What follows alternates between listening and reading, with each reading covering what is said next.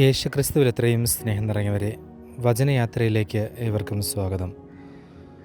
ഇന്ന് തിരുസഭ ആഗോള മിഷൻ മധ്യസ്ഥരിൽ ഒരാളായ വിശുദ്ധ കൊച്ചിത്രേസ്യയുടെ തിരുനാൾ ആഘോഷിക്കുകയാണ്. തിരുനാളിൻ്റെ എല്ലാവിധ പ്രാർത്ഥനകളും നേരുന്നു. ഇന്ന് വിശുദ്ധ ലൂക്കായുടെ സുവിശേഷം 9-ാം അധ്യായം 51 മുതൽ 56 വരെയുള്ള തിരുവചന ഭാഗങ്ങളാണ് നാം വിചിന്തനം ചെയ്യുന്നത്. വിശുദ്ധ യോഹന്നാൻ ദൈവത്തെ എത്രമാത്രം അടുത്തറിഞ്ഞ ഒരു വ്യക്തിയാണെന്നത് അദ്ദേഹത്തിൻ്റെ ലേഖനങ്ങളിലൂടെ വ്യക്തമാണ്.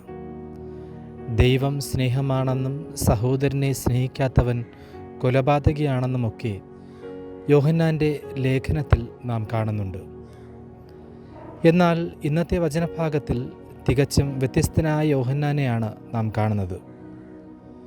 യഹൂദരും സമരിയാക്കാരുമായുള്ള ശത്രുതയ്ക്ക് നൂറ്റാണ്ടുകളുടെ പഴക്കമുണ്ടായിരുന്നു. പരസ്പരമുള്ള കൂടിക്കാഴ്ചകൾ പലപ്പോഴും കയ്യാങ്കളിയിലാണ് അവസാനിച്ചിരുന്നത്. ജെറുസലേമിലേക്ക് ആരാധനയ്ക്കായി യാത്ര ചെയ്തിരുന്ന യഹൂദരുടെ ഏറ്റവും വലിയ പേടിസ്വപ്നങ്ങളിൽ ഒന്നായിരുന്നു സമരിയാക്കാരുള്ള പ്രദേശത്തു കൂടിയുള്ള യാത്ര. അതുകൊണ്ട് തന്നെ യേശുവിൻ്റെ പ്രവൃത്തി തീർച്ചയായും അന്നത്തെ ആ സാമൂഹിക കാഴ്ചപ്പാടിൽ സാമാന്യ ബുദ്ധിക്ക് നിരക്കാത്ത ഒന്നായിരുന്നു. സമരിയാക്കാരുടെ പ്രദേശങ്ങളെ ഒഴിവാക്കി യാത്ര ചെയ്യാൻ ഈശോ തുനിങ്ങില്ലെന്ന് മാത്രമല്ല, അവരുടെ ഒരു ഗ്രാമത്തിൽ യാത്രാമധ്യേ അതിഥിയാകുവാനും അവൻ ആഗ്രഹിച്ചു. എന്നാൽ ആ ഗ്രാമത്തിലുള്ളവർ പതിവ് പോലെ യഹൂദനായ യേശുവിനെ സ്വാഗതം ചെയ്യാൻ വിസമ്മതിച്ചു.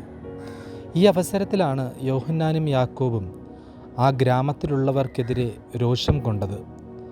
തങ്ങളുടെ ഗുരുവിനേറ്റ നിന്ദനം അവരുടെ അഭിമാനത്തിനും ക്ഷതമേൽപ്പിച്ചു.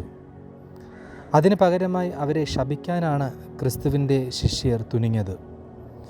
ഈയൊരവസ്ഥ നമ്മുടെ ജീവിതത്തിലും ധാരാളമായി ഉണ്ടാകുന്ന ഒന്നാണ്. നമ്മുടെ നല്ല ഉദ്ദേശങ്ങളും പ്രവൃത്തികളും തെറ്റിദ്ധരിക്കപ്പെടുമ്പോഴും തിരസ്കരിക്കപ്പെടുമ്പോഴും പ്രതികാര ചിന്ത നമ്മിലും ഉടലെടുക്കാറുണ്ട്.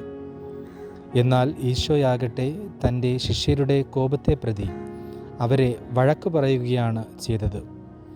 ഇതിലൂടെ നമ്മുടെ നല്ല പ്രവൃത്തികൾ തിരസ്കരിക്കപ്പെടുന്ന വേളകളിൽ എങ്ങനെ പ്രതികരിക്കണമെന്ന് യേശു നമ്മെ പഠിപ്പിക്കുന്നു.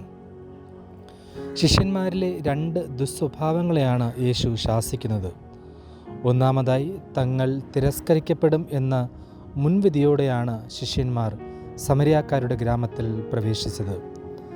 പരാജയപ്പെടും എന്ന മുൻവിധിയോടെ ഒരിക്കലും ദൈവരാജ്യ ശുശ്രൂഷ ചെയ്യുവാൻ ആർക്കും സാധിക്കുകയില്ല. ദൈവത്തിൽ പ്രത്യാശയർപ്പിച്ച് അവിടുന്ന് ആവശ്യപ്പെടുന്ന കാര്യങ്ങൾ പ്രവർത്തിക്കാൻ ഒരുങ്ങുന്ന വ്യക്തികൾ ആ പ്രവൃത്തിയുടെ ജയപരാജയങ്ങളെക്കുറിച്ച് ആകുലരാകേണ്ട കാര്യമില്ല.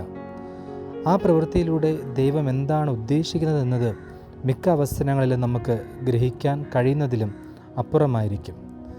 രണ്ടാമതായി, വളരെ ക്രൂരമായ ഒരു ശിക്ഷ സമരിയാക്കാരുടെ മേൽ വരണമെന്ന് ആഗ്രഹിച്ചത് വഴി ഗുരു നിന്ദിക്കപ്പെട്ടു എന്നതിലുപരിയായി യഹൂദരായ ശിഷ്യർക്ക് ശത്രുക്കളായ സമരിയാക്കാരോടുള്ള വെറുപ്പും അസഹിഷ്ണുതയുമാണ് വെളിച്ചത്ത് വന്നത്. സുഹൃത്തുക്കളോട് മാത്രം സ്നേഹത്തോടെ പെരുമാറുന്നതല്ല ഈശോ പഠിപ്പിക്കുന്ന സ്നേഹം. ശത്രുക്കളെയും മിത്രമായി കാണുന്നവരാണ് യഥാർത്ഥ ക്രിസ്തു ശിഷ്യൻ. മറ്റുള്ളവരുടെ തെറ്റുകൾ ക്ഷമിക്കുവാൻ നമുക്ക് ആദ്യം വേണ്ടത് അവരെ അവരായിരിക്കുന്ന അവസ്ഥയിൽ ഉൾക്കൊള്ളാനുള്ള സഹിഷ്ണുതാ മനോഭാവമാണ്. നമ്മൾ ശത്രുവിനെ സ്നേഹിച്ചതുകൊണ്ട് മാത്രം ആ വ്യക്തിയുടെ നമ്മോടുള്ള മനോഭാവത്തിൽ എന്തെങ്കിലും മാറ്റം വരണമെന്ന് യാതൊരു നിർബന്ധവുമില്ല.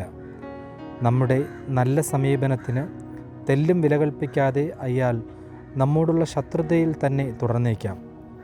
അത് സഹിച്ച് പിന്നെയും ആ വ്യക്തിയോട് സ്നേഹത്തിൽ തന്നെ പെരുമാറണമെന്നാണ് ഈശോ നമ്മെ പഠിപ്പിക്കുന്നത്.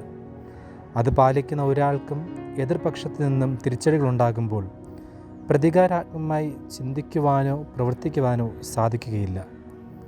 ദൈവം വിളിക്കുന്ന ഓരോ വ്യക്തിക്കും മുൻവിധികളില്ലാതെ സഹിഷ്ണുതയോടെ പ്രവർത്തിക്കുവാനുള്ള കൃപ അവിടുത്തെ പരിശുദ്ധാത്മാവിലൂടെ ധാരാളമായി ലഭിക്കുന്നുണ്ട്. യേശുക്രിസ്തുവിൽ വിശ്വാസം വയ്ക്കുന്നവർ തൻ്റെ വ്യക്തിഗതമായ മനോഭാവങ്ങളെ ത്യജിച്ച് ദൈവഹിതത്തിന് പരിപൂർണമായി സമർപ്പിക്കുവാൻ തയ്യാറാകണം.